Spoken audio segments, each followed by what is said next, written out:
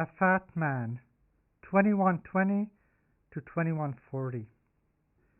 On my next reincarnation, I reincarnated into a rich, well-to-do family. I became very fat just like my brothers and sisters and like my mother and father were. It was in the genes, they explained. By the time I was 20 years old, I was 500 kilograms. My grandfather was a great man. He survived the sleeping death epidemic that devastated the world, nearly exterminating humanity, leaving only about 70,000 people on the planet. I could walk until I was 18 years old. By then, I was so fat that I was permanently put into a special wheelchair. It was a chair-bed device that could navigate stairs. On a flat surface, it could go up to 40 kilometers an hour. It navigated automatically using a global positioning system. It fitted into cars, and I was able to drive my car as before. My quality of life greatly improved once I was confined to my cart. As it was a chair-bed combination, I never had to get out of my wheelchair. The seat was an automatic adjusting one that patients with severe burns used. It guaranteed sore-free sitting and lying. Confined to my chair bed, I never had to dress and undress. As I never had to get out of my cart, my doctors proposed amputating my legs. They claimed many advantages, stating that it would be better for my heart and for my energy bills. I agreed, and it was the best thing I could have done.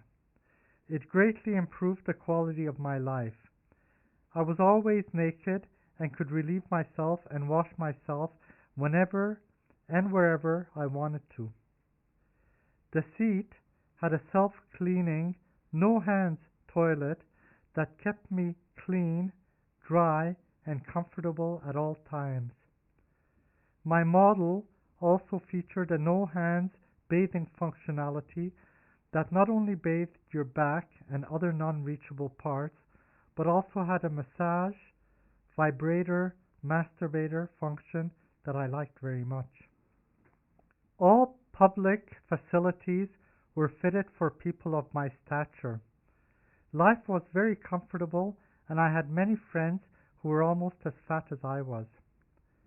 Big people, as we were called, had privileges that others didn't have, like never waiting in lines and always having seats available.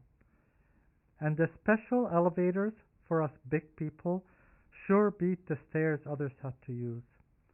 Instead of the 3 meals a day the others had, we had 6 with additional rest periods in between. Of course, big people didn't mingle too often with the small ones. We preferred better neighborhoods where they hired the small ones to do all the physical work they were unable to do themselves. My parents were kept alive till they were 40. Their mechanical hearts could no longer pump blood to the other organs because the arteries and veins were too clogged. They died a slow death within days of each other. I was at their funeral when I choked on a piece of food as I was crying. People thought I was sobbing, while in fact I was suffocating. I shook in my Universal Go Anywhere cart till I died.